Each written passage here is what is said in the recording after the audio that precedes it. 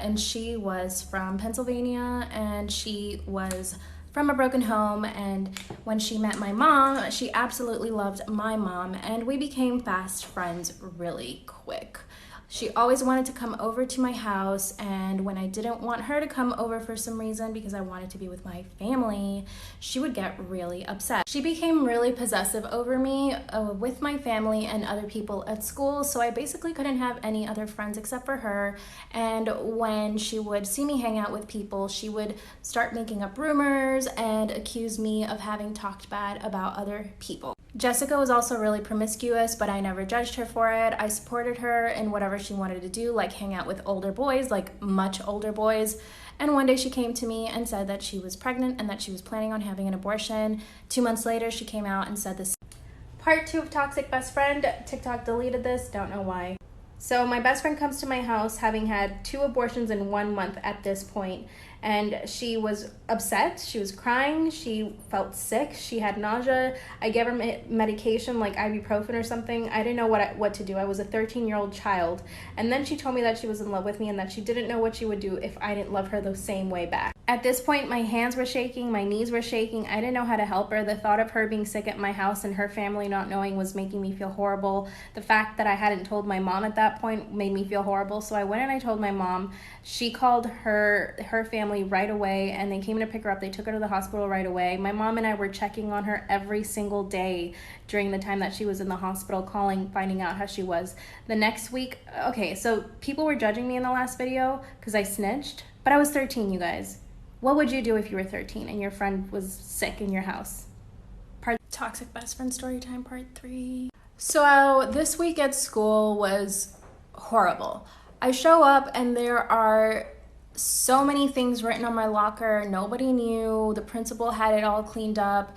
The boys were being really aggressive with me, writing me letters, threatening letters. One boy tried to push me up against the wall and tried to kiss me. I didn't let him, but that was that first time that had happened. And I had already been bullied a lot at this point, so I wasn't too surprised, but I was like, why would she be doing this after telling me that she loved me? Right.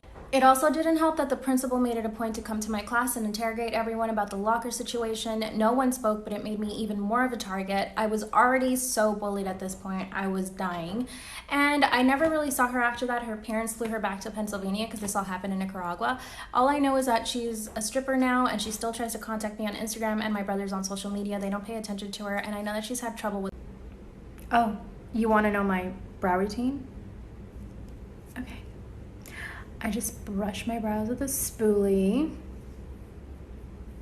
super quick, and then I use my glossy brow blank,